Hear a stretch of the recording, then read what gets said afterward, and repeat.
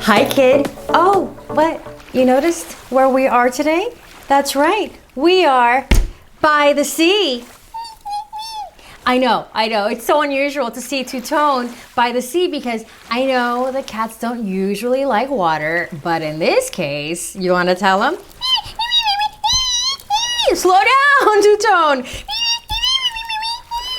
I know. Did you get all that? Oh, I know. Two-Tone talked way too fast.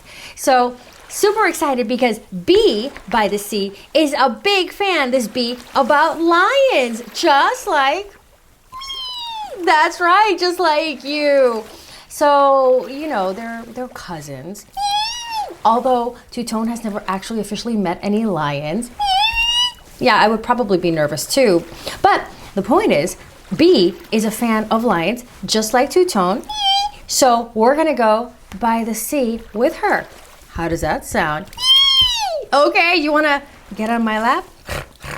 Okay, get comfortable. All right, don't fall. Can you see the book? Okay. All right, we're ready. I'm so ready. I am ready from head to toe, or in this case, fingers, because I have even my beach hands. So see, these are the waves. This is the sun. These are starfish. And this right here, palm trees. So, you ready to get beachy with me? Let's go to the sea. Do-do-do. Do-do-do-do-do-do-do by the sea. Oh, whoa. If you didn't know everything you needed to know about lions, you're about to find out. Lions are top hunters. They eat buffalo, deer, gazelle, impala, warthog, wildebeest, and zebra. Ooh, yeah, that's a different diet from ours. There are about 25,000 lions left in the wild, most in Africa, with a small group living in a protected area in India. Oh, I did not know that. Fun fact. Lions live in groups called prides. We knew that. There are about 15 lions in each pride. Lions may sleep for up to 20 hours a day. What? Well, that's more than even most teenagers. Male lions have a thick mane of hair around their heads. Of course, you knew that because you've seen The Lion King. Female lions are usually the hunters in the pride, and the males protect the territory where they live. That's right, the ladies, they go out, they do the hunting, while the lion is asleep tonight. The Latin name for the lion is Panthera leo. All lion cubs are born with blue eyes, which change to brown when they are about 3 months old. Another thing I did not know, the roar of an adult male can be heard up to 5 miles away. Well, at least that gives you a head start. A big male lion can weigh up to 440 pounds. Females are usually lighter, weighing around 286 pounds. And the last fact, the growing human population means that much of the lion's habitat is being converted into settlements and agriculture, and this means there's less prey for the lions to hunt. All right, let's get on with it, shall we? Bee by the Sea has taught us already so much about lions, and we haven't even gone to the sea yet. And what do lions have to do with the sea? I mean, it's not a sea lion. That's a completely different creature. We learned about lions in Africa. All right, let's just dive in and find out. Bee loved lions. No one knew more about lions than Bee. And look at all the bedtime story time she has about lions. Animal facts, learn about lions, lion activity book, endangered lions, lion hugs, Alice for lions, sleeping lions, all about lions. I think I now know why I don't have any books about lions. She took them all. Bee thought about lions all day long. What do they eat for breakfast? Would lions like a bubble bath? Do lions visit the dentist? How many teeth do they have? How fast can lions run? Also, notice she has a lion calendar, a lion stuffy, a lion book here. Her chair looks like a lion. Her robe is a lion. She's got a lion bath toy. I mean, lions everywhere. Oh, look at that. Mom totally lets her buy all the lion stuff too. And one day Mom said, "It's a lovely morning. Let's go to the beach." Aww. Do we have to? Asked Bee. Can't we just stay here and play? What? Why? Oh, because Bee didn't like sand at all. It was too gritty, too sticky, and too scratchy, especially when it got between her toes. Oh, girl, I understand. The sand gets a little gritty for me too, but it's okay. It's still beautiful to be out on the beach. Bee put her boots on and packed her lion stuff, which is considerable. I'll pretend I'm a lion, she thought. They aren't afraid of anything. That's right, there's nothing to be afraid of. So Bee was a bit wobbly, but she managed to hop from rock to rock without touching any sand. What? Oh, that would explain the end. You see, when we started off the book before the word started, she was rock hopping.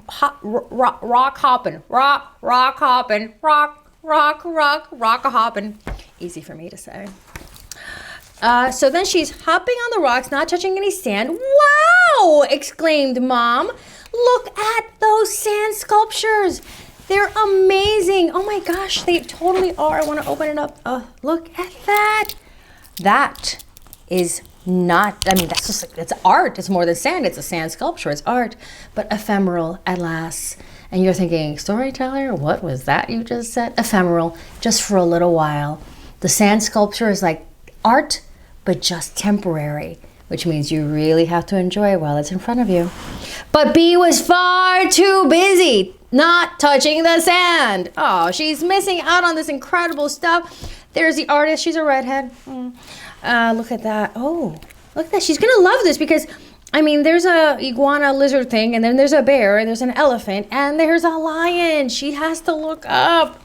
All of a sudden, oh no! She tripped over something and fell flat on her face in the sand. Oh, the very thing she was trying to avoid, and she really got all up in there. It's not just in her toes, it's in her hair, it's on her face, it's between her fingers, it's probably inside her boot. And did she lost the other boot? Bee frantically brushed the sand off her face. Hello? What? I'm Sand Lion, boomed a loud voice. Who are you? I'm Bee, she replied. I don't like sand and I'm covered in it. And where's my boot? Right there.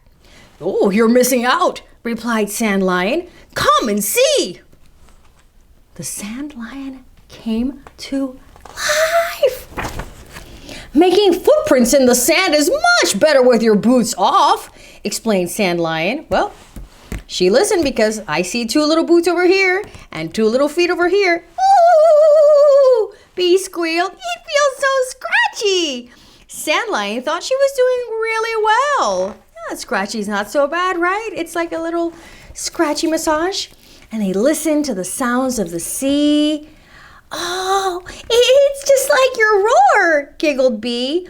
Oh, yes, the old shell up in the ear trick that sounds just like the ocean. Have you tried it yet? I have. It's true. They built a giant sand castle. Oh, it's beautiful. Look at that, and a little bit of driftwood for the moat. And it looks like a shell for the top. Oh, and they made a big sand angel and a little sand angel until Bee was covered in sand. Wow, we have come a long way from the beginning of this book. I guess sand isn't so bad, said Bee, but I think I'll wash it off with my hands now. She looked up. What's the matter, Sand Lion? Well, I don't really like water. He shivered. Oh, look at that face. Oh. It's okay when you get used to it, said Bee. Let's try jumping over these little waves. Oh, I love that. Have you ever played that game, Jump the Wave? Super fun. Bee thought Sand Lion was doing really well. And look at that. He looked a little worried. But look, he's doing okay. Sand Lion is not melting or anything. He's jumping the waves, playing with her. Okay. So he helped her with her fear of the sand. And now Bee's helping Sand Lion with his fear of the water, which is perfect. At the end of the day, of course, it was time to go home. It's that time. The tide's coming in, Mom shouted. Let's go, Bee. See you tomorrow, Sand Lion. We'll have such fun. the other ones, they're not moving, but they're all smiling. Do you see that? Elephant smiling, this guy smiling. Yeah, actually I can't tell there. And there's their sandcastle right there. The next morning, Bee couldn't wait to get to the beach. Slow down, laughed Mom. I thought you didn't like sand. But when they arrived, there was nothing left of the sand sculptures. The sandcastle had gone, probably back into the ocean. And Sand Lion had disappeared too.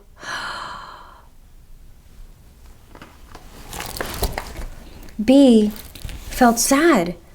She sat down on the sand and looked out to sea. The roar of the waves reminded her of Sand Lion's voice. And she remembered all the fun that they'd had. And she knew just what to do. Remember her Sand Lion friend forever. That was really, there's like a really deep message in this book. I don't know if you got it. Maybe you did. Or maybe you're feeling feelings and you're not quite sure what those feelings are. But what do you have any feelings, Two-Tone? I know, you're sad because the Sand Lion went away. Yeah, he was really a good friend to her. Well, I don't think he left her. No, I think that Sand Lion showed up as a friend at just the right time. Well, what I mean is, she didn't want to go into the sea because she didn't like the sand and she wasn't enjoying herself and looking at that art that was so temporary and so beautiful in front of her, those beautiful sand sculptures, because she was so worried about this little thing about scratchy sand. But thanks to the Sand Lion, she was able to overcome that. And then she was able to help Sand Lion too overcome the fear of the water. Remember that? That's right, because cats don't like water too much, right? Yeah, Bee did help. And she helped him, he helped her. And then I guess he had to go back to where he came from. Yeah, probably back to the ocean. But it makes me think about how sometimes a friend is for a little while. Sometimes you have friends that last forever. And then sometimes you have friends that are with you for just a short little bit of time.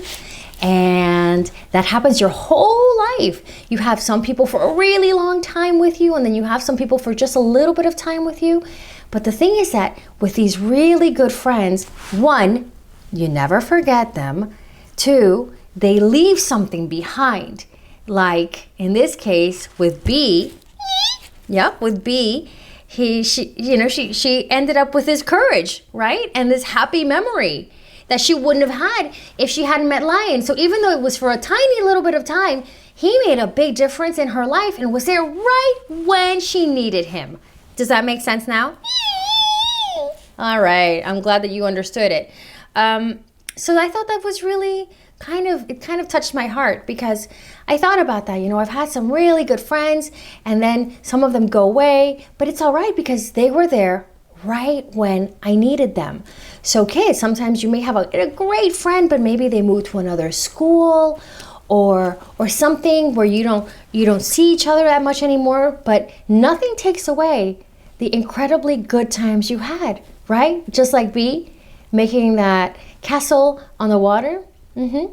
And that's why when we learn big words like ephemeral, which means something that's very, very momentary, temporary, it's going to pass.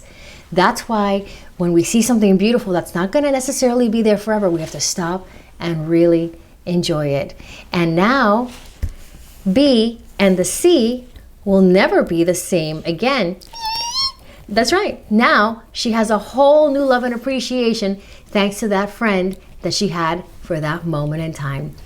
Well, I'm going to go jump in the water, kid, and I will see you next time right here on Kid Time Story Time. And if you love beach stories, I got a whole playlist of them and I'll put them in the description for you so you can dive in.